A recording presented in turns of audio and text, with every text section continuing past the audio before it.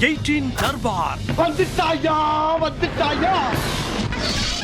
வேலைக்கு போயிட்டு வீட்டில் வந்து அக்கடான்னு உக்காந்துக்கிட்டு இருக்கிற அப்பா அம்மாருக்கு அண்ணமாருக்கு வணக்கம். சமையல்ல சங்கீதமா முடிச்சு நிக்கிற நம்ம அக்காமாருக்கு அம்மாமாருக்கு இன்னொரு வணக்கம். இதெல்லாம் சாப்பிட்டு புட்டு சக்கரே உக்காந்துட்டு இருக்கிற குட்டீஸுகளுக்கு வணக்கம். தர்பார்ல அழகா பல விஷயம் காத்துக்கிட்டு இருக்கு. வாங்க சருன்னு போவோம். பாருங்க, காட்டுக்கே ராஜா சிங்கம். சினிமாவில் ஒங்கி அடிச்சா 1.5 டன்னு ஒரு சிங்கம். சூளை பார்த்துருக்கேன், அங்கே பார்த்துருக்கேன்னு பில்டப்பை கொடுத்து சிங்கம்னாலே பயங்கரம்னு நினைச்ச நேரத்தில் நாம வளர்க்குற ஒரு நாய் 2 சிங்கத்தை வாங்குது லெஃப்ட் ரைட்டு.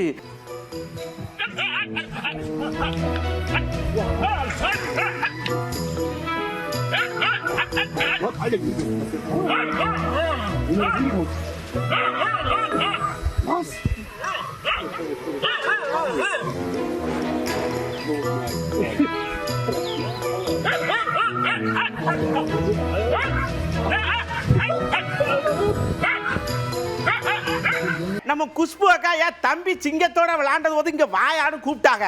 நாங்கள் இப்போ பேட்டி கொடுக்க போகிறோம். பாஜக ஆஃபீஸில் நின்று கொடுப்போம், ஆனால் பாஜக சார்பாக கொடுக்க மாட்டோம். பெண்களை பற்றி அக்கறையாக கொடுப்போம், ஆனால் எங்கள் பின்னாடி பாஜக இருக்கும். ஏக்கா குழம்புதக்கான்னா இருதம்பி 300 வாட்டி சொல்கிறோம்னு சொன்னாங்க. வருங்க, ஒரு விஷயம் மட்டும் நம்ம தெளிவாக புரிஞ்சுக்கணும். ஒரு பெண் பாலியல் தொல்லை நடக்கும்போது எந்த கட்சி ரீதியாக பேசக்கூடாது. இன்னைக்கு நாங்க வந்து பாஜக ஆபீஸ்ல இருக்கோம், ஆனா நாங்க பாஜக சார்பாக நாங்க பேசல. ஒரு பெண் என்கிறது முறையில நாங்க எல்லாரும் இங்கே கலந்து பேசிட்டு இருக்கோம். எங்களுக்கு பின்னாடி பாஜக இருக்கு, அது வேற விஷயம். ஆனா தயவு செஞ்சு அது பொலிட்டிக்கல் ஆக்காதீங்க. அடுத்த அக்கா கேட்டாக வருங்க ஒரு கேள்வி. எனக்கு இப்போ ஒரு உண்மை தெரிஞ்சாகணும். ஒட்டு மொத்த நாட்டிலையும் பெண்களுக்கு சுதந்திரம் இருக்கா இல்லையா, எனக்கு ஒரு உண்மை தெரிஞ்சாகணும் அப்படின்னாக.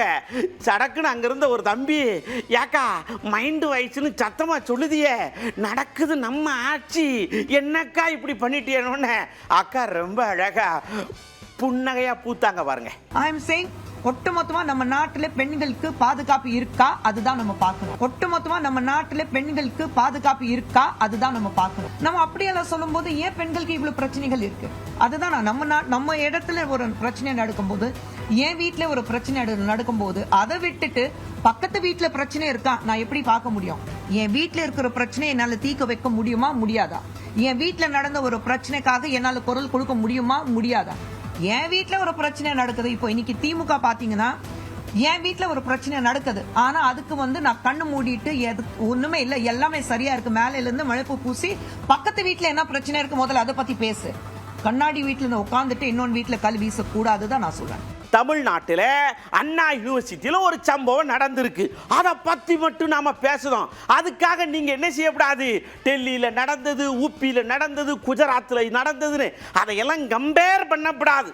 அப்படி கம்பேர் பண்ணீங்கன்னா எதுவுமே முடிவுக்கு வராதுன்னு அக்கா ஒரு விஷயத்தை நயமா எடுத்து நல்கி இருக்கிறார்கள். We cannot compare. Why are we comparing is what my question is.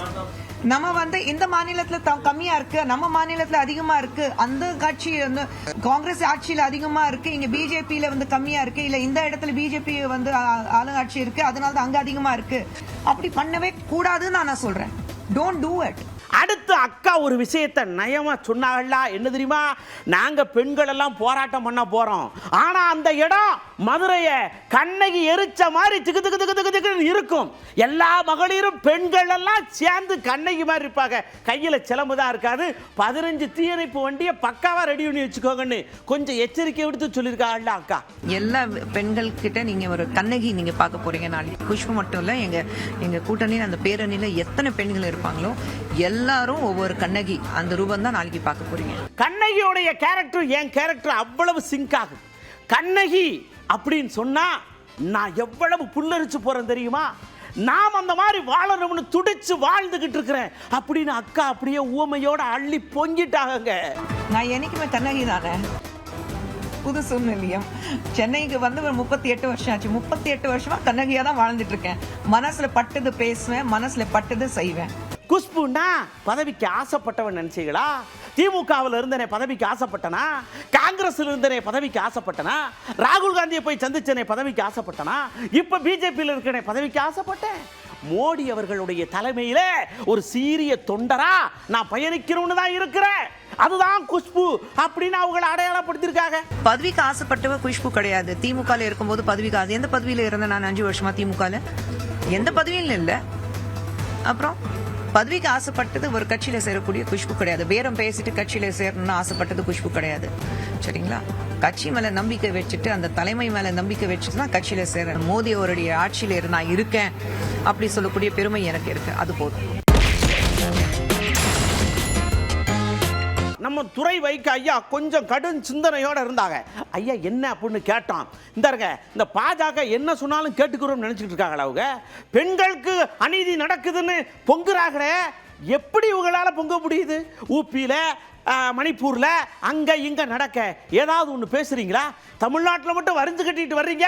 சரி, ஓகே, போராடுறீங்க, ஒழுங்காவது போராடுறீங்களா அப்படின்னு டியூஷன் எடுத்து விட்டாரலாம். பெண்கள் பாதுகாப்பு பற்றி பேசுறதுக்கு பாஜகவுக்கு பாஜக தலைவர்களுக்கு எந்த அருகதையும் கிடையாது.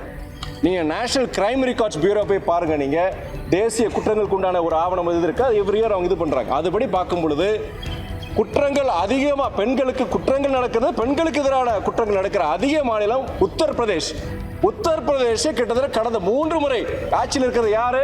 அங்க பாஜக தான். அங்க பெண்களுக்கு இந்தியாவோட அதிகமா பெண்களுக்கு எதிரான குற்றங்கள், பாலியல் வன்முறையா இருக்கு, அங்கதான் நடக்குதாங்க. நம்ம திருமா ஐயா வந்த உடனே இங்க இருங்க, என்னதான் இருந்தாலும் மாற்றான் தோட்டத்து மல்லிகைக்கு மனம் உண்டுங்கிற மாதிரி எதிரியை சொன்ன அந்த விஷயத்தில் இருக்கிற விஷயத்தை எடுத்து வச்சுக்கிறணும். யார் அந்த சார் அப்படின்னு ஒரு விஷயம் ஓடிக்கிட்டே இருக்கலாம். அதுக்கு ஒரு விளக்கமோ ஒரு தீர்வோ வேணுமில்ல. அதனால அதை பத்தி விசாரிச்சா என்ன நல்லா தானே இருக்கும் அப்படின்னு திருமாயா சொல்லிட்டாரு. கைது செய்யப்பட்ட நபருக்கு உடனடியாக பிணை வழங்கக்கூடாது. அவரை சிறையில் வைத்தபடியே புலன் விசாரணையை முடித்து குற்றப்பத்திரிகையை தாக்கல் செய்து வழக்கு விசாரணையையும் முடித்து தண்டனை வழங்க வேண்டும் என்று விடுதலை சிறுத்தைகள் கட்சி வலியுறுத்துகிறது. குறிப்பாக யார் அந்த சார்னு எதிர்கட்சியினர்லாம் நிறைய இல்லை, அதுதான் சொல்கிறேன். அந்த மாதிரி ஒரு சந்தேகம் இருப்பதனால்தான் நேர்மையான புலன் விசாரணை தேவை. குற்றத்தில் ஈடுபட்டவர்கள் யாராக இருந்தாலும் அவர்கள் அனைவரும் கைது செய்யப்பட வேண்டும் என்று மீண்டும் வலியுறுத்துகிறார். இப்படியே சைக்கிள்ல கடகட ஐயா வாசன் ஐயா இங்க இருங்க, இந்த சாருன்னு சொல்றாங்க, ஒரே குழப்பமா இருக்கு, அந்த குழப்பத்தை தீர்த்து விட்டுருங்களேன் அப்படின்னு ரொம்ப பட்டும் படாமலும் லேசா கேட்டிருக்காங்க. ஒரு பெரிய யூனிவர்சிட்டி, உலக புகழ்பெற்ற யூனிவர்சிட்டி, மாணவிகள் நம்பி படிக்கிறப்ப இதுபோல் ஒரு லூப்போல் இருக்கிறப்ப அதை அரெஸ்ட் செய்ய வேண்டிய கடமை அரசுக்கு உண்டு. நீங்கள் சொல்கிற மாதிரி அரெஸ்ட் பண்ணியாச்சே போதும்னு இந்த சமாச்சாரம் இல்லை. இதில் சாருங்கிறான், மோருங்கிறான், அதில் நிறைய சார் மோரெல்லாம் இருக்குது.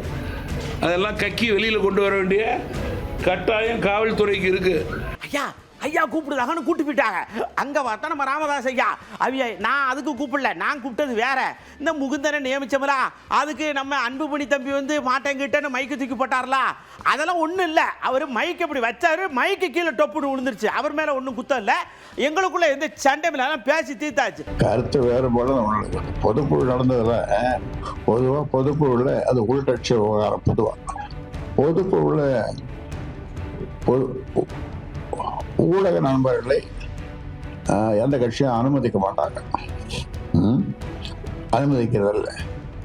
அது எங்கள் உள்கட்சி பேசணும், பேசி அது சரியாக போச்சு. பேசணும். அப்புறம் அவர் மறுபடியும் இங்கே வந்தார், பேசணும். அது ஒன்று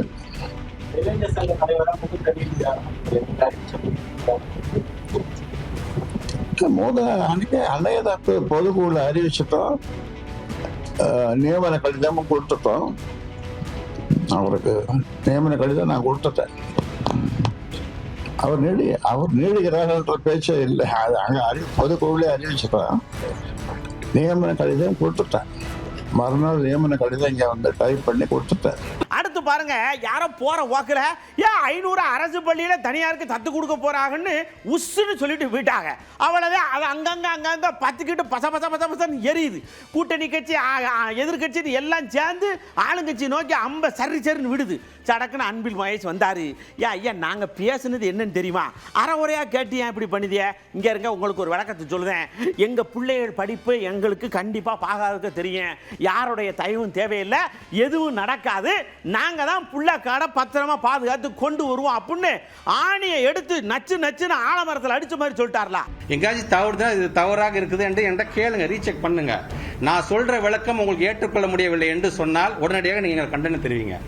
விளக்கமும் கேட்காம என்ன நடந்துச்சுன்னு தெரியாம ஆக்சுவலி ஸ்போக்கன் என்னன்னு தெரிஞ்சுக்காம அவசரமா ஏன் அதில் ஜம்பின் ஆகுறீங்கன்னு தான் எனக்கு புரியல. எனக்கு அது பள்ளி கல்வித்துறைங்கிறது எங்க பிள்ளைய நாங்க தான் வளர்த்து எடுக்குமே தவிர இன்னொருத்தவங்க தத்து கொடுக்க வேண்டிய அவசியம் எங்களுக்கு இல்லை என்பதை இந்த நேரத்தில் நான் வன்மையாக கண்டனத்தோடு வருத்தத்தோடு நான் பதிவு செய்ய நான் கடமைப்பட்டேன். அடுத்து சடக்குன்னு பாலகிருஷ்ணன் ஐயா வந்தாரு. ஏயா இப்ப ஆணி எடுத்து நங்கு நங்குன்னு அடிச்சீங்களா? அதை நேத்தே பதில் மாதிரி சக்கு சக்குன்னு அடிச்சிருக்க வேண்டியானா? நேத்து விட்டுட்டு இன்னைக்கு சொன்னீங்கன்னா அதனாலதான் கொஞ்சம் நாங்க சடக்குன்னு கேட்க வேண்டியது ஆகி போச்சு. சரி பரவாயில்ல, பெண்ண கூட்டணியில இருந்தா கேள்வி கேட்டா பதில் சொல்லிட வேண்டியானா? இப்ப தீர்ந்து வச்சுலா அப்படின்னு சொல்லி லேசா ஒன்றும் பிரச்சனை இல்லை டாட்டா கட்டி போயிட்டாரு. இந்த செய்தி வந்த உடனே தமிழக அரசு அமைச்சர் அந்த செய்தி தப்புன்னு மறுத்து இருந்தால் நாங்கள் ஒன்றும் சொல்ல போகிறது கிடையாது. அந்த செய்தி அரசு மறுக்காத போது எங்களுக்கு வேற வழி என்ன இருக்கு? ஆகவே இன்னைக்கு நாங்கள் அது மாதிரி செய்யலைன்னு சொல்லிருக்காரு. ஓகே, நல்லது, நல்லது, வரவேற்கிறோம். இப்படி நம்ம பஞ்சு மிட்டாயை பார்த்து பப்பரப்பேன்னு மெய் மறந்து நிக்கிற நேரத்தில் சிவகங்கையில இருந்து ஒருத்தன் போன பட்டியா, ஏன்னா எவ்வளவு நேரம் அங்கனே நிப்ப வாங்க அப்படின்னு கூட்டு சிவகங்கை திருப்புவனத்துக்கு கூட்டி போய் இங்க ஆறு எங்க ஊர்ல என்னென்ன நடக்குது, என் மக்கள் அங்க ஒரு விழா நடக்கு, அதுல இந்த பெண்கள் எல்லாம் டான்ஸ் ஆடுறாங்க. என்னம்மா கும்மி அடிச்சு ஆடுதாக தெரியுமா?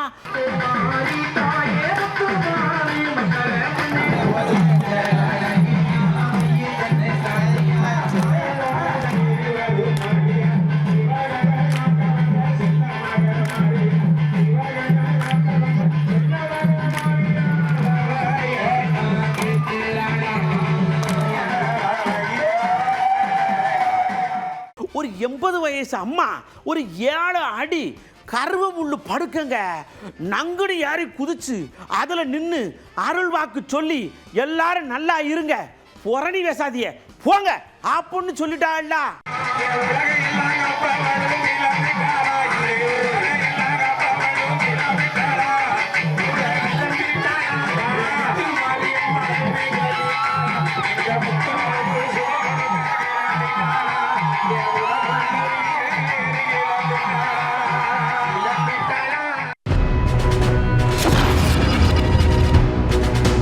ஒரு படம் ஜெயிக்கிறதுக்கும் துவாக்கிறதுக்கும் யாரு காரணம்? ஐஸ் சாப்பிட்டுக்கிட்டே சொல்லுங்கன்னு சொன்னோம், மனமனன்னு சொல்லுதா ஐயா. ஒரு திரைப்படம் வெற்றி பெற காரணம் அப்படின்னா டைரக்டர் தான். திரைப்படம் நல்லா ஓடணும், வசூல் சாதனை படைக்கணும் அப்படின்னா அந்த படத்துல ஒரு நல்ல கதை இருக்கணும். விவசாயின்னு ஒரு படம் எடுத்தாங்க, அது யார் ஹீரோ இருந்தாலும் படம் ஹிட் ஆச்சுங்கல்ல. ஒரு படம் ஹிட் ஆகணும்னா காரணம் டைரக்டர் தாங்க. முக்கியமாக இசையில் பாட்டு கதை முக்கியமாக இருந்துச்சுன்னா அது அந்த படத்துடைய வெற்றி மக்கள் ரசிக்கக்கூடிய. இப்போ கராட்டேக்காரன் ஓடிச்சு, 1.5 வருஷத்துக்கு மேலே ஓடிச்சு, அது எல்லாமே அமைஞ்சு அந்த மாதிரி அமைஞ்சிருந்தால் அது சரியாக வரும். சில படம் பிஜிஎம் வச்சே ஓடிடும். ஒரு பாட்டு ஹிட் ஆனாலும் அந்த படம் நல்ல ரீச் ஆகும், ஆடியன்ஸ் நல்லா கவர் பண்ணும். அதுக்கு உதாரணம் பார்த்தீங்கன்னா ரஜினி நடித்த ஜெயிலர் படத்தை சொல்லலாம். இந்த கிழக்கு செம்மையில் அண்ணன் தங்கை பாசத்துக்காண்டு ஒரு உதாரணமான படம். அது வெற்றிக்கு காரணம் விஜயகுமார் ராதிகா தான். என்ன நடிச்சிருக்காங்க, அவர் நடிச்சிருந்தா அந்த படம் நல்லா இருக்கும் அப்படிங்கிறத பார்த்துட்டு தான் மக்கள் திரைப்படங்களே ரசிக்கிறாங்க, பார்க்குறாங்க. பெரிய ஹீரோவாக இருக்கட்டும் இல்லை புதுமுகமாக கூட இருக்கட்டும், அந்த படத்தை பார்க்க வைக்கிறது இயக்குனருடைய பொறுப்புங்க. இப்போ இருக்கிற டீனேஜ் பீப்புள்ஸ் எல்லாமே கண்டென்ட் முக்கியம்னு நினைக்கிறாங்க. விஜய் அஜித்னு எடுத்துக்கிட்டிங்கன்னா ரசிகர்களுக்காக போவாங்க. இப்போ தமிழ் பொதுவான படம் எடுத்துக்கிட்டிங்கன்னா அந்த படத்தோட கதை மெயின் கதை காரணம் டைரக்டர். சங்கரின் இயக்கத்தில்னு சொல்லுவாங்க. அப்படி சங்கர் சில படங்களில் இயக்குநர்களும் காரணம், நடிகர்களும் காரணம், இசையமைப்பாளர்கள், பின்னணி தொழில்நுட்ப கலைஞர் எல்லாருமே ஒரு படத்துக்கு காரணம். நடிகர் அவரு பெரிய நடிகர், அவங்க நடிகர்கள்லாம் எல்லாம் சும்மா ஒரு நாளைக்கு தான், மற்றது குவாலிட்டியை பொறுத்தலாம். கதையும் நல்லா இருக்கணும், கதாநாயகன் இருக்கணும், டைரக்டர் நல்ல டைரக்டா இருக்கணும். மெயினாக அந்த டைரக்டர் சொல்கிறத கேட்டாங்கன்னா படம் என்றைக்குமே ஹிட்டாக தான் ஆகும். சூப்பர் பந்துங்கிறது வெற்றியோட காரணமும் கதையும் திரைக்கதையும் தான் காரணமே. நம்ம ஊர் பக்கம் ராஜவாடி பக்கத்தில் ஒரு அம்மா ஓன அழுக. ஏமா என்னத்துக்கு அழுதியான்னு கேட்டோம். ஏயா நீ நேற்று ஆந்திராவில் ஒரு அம்மா காலையில் கூட்டி பெருக்கிட்டு இருந்துச்சு, ஒருத்தன் செயின் எடுத்துட்டு போனான்னு சொன்னேலா. இங்கே ஒருத்தன் நான் கடைக்குள்ளே உட்காந்துருக்கேன், உள்ளே வந்து செயின் எடுத்துட்டு போயிட்டாப்பியா அப்படின்னு அழுகுது.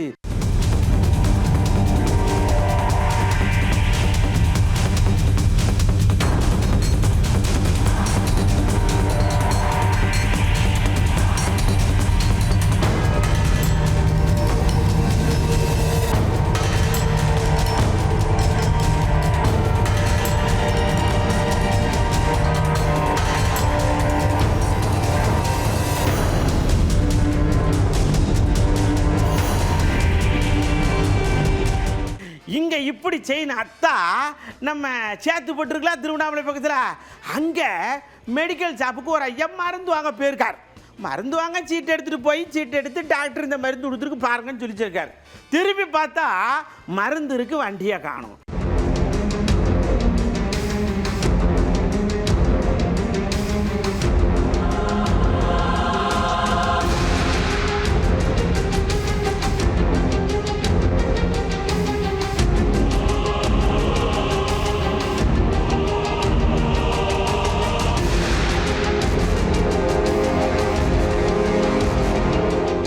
ரோட்டில் மாட்டை விடாதேன்னா கேட்கடா.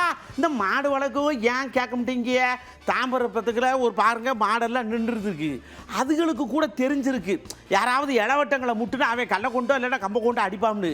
வயசான ஆளுகளாக பார்த்து முட்டி முட்டி தள்ளி அவைய ஊரை கீழே விழுந்து கை காலில் அடிபட்டு போச்சு.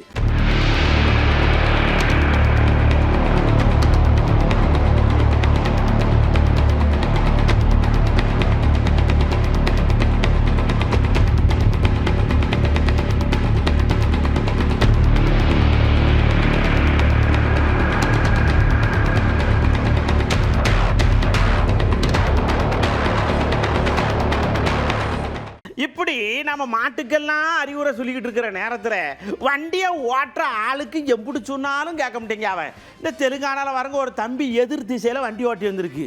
அங்கே ஒரு அம்மா சிவனேன்னு முட்டி வலிக்கு கால் வலிக்கு நடந்து வந்திருக்கு. அந்த அம்மாவை முட்டி தூக்கி வண்டி 4 பல்ட்டி அடிச்சு அந்த அம்மா கீழே விழுந்து இறந்து போக, ஐயா உன்னால் முடிஞ்சதுக்கு ஒரு உசுரை போக்கிட்டியே, திருப்பி கொண்டு வர முடியுமா?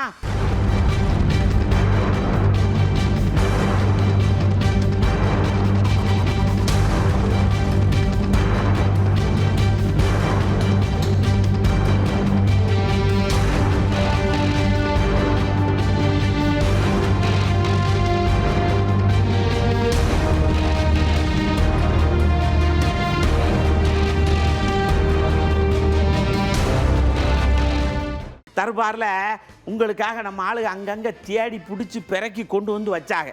பார்த்தீங்க, எல்லாத்தையும் பயன்படுத்துங்க. வாழ்க்கையில் எதெல்லாம் பயன்படுத்தி கொண்டு போக முடியுமோ கொண்டு போய் முன்னேறுங்க. சரியா? அடுத்த தர்பாரில் இது மாதிரி ஏகப்பட்டதை கொண்டு வரோம். அது வரைக்கும் உங்கள்கிட்ட இருந்து அன்போடு விடைபெற்றுக் கொள்வது உங்கள் அன்பு நண்பன். ஆமாம், ஒன்று விஷயத்தை மறந்துட்டோம்லா. பள்ளிக்கூடம் போகிற புள்ளக்காடுகளை பாடம் நல்லா படிங்க. அரைப்பறிச்ச மார்க்கெல்லாம் வரும்தா. வீட்டில் கொடுக்கறதுக்கு காட்டுறதுக்கு பயந்து போய் தப்பு தண்டா பண்ணக்கூடாது. எதா இருந்தாலும் தைரியமாக நின்று அடிக்கிறான். சரியா? அடுத்த தர்பாரை சந்திப்பான். வணக்கம் மக்களே. 18 தர்பார் வந்துட்டாயா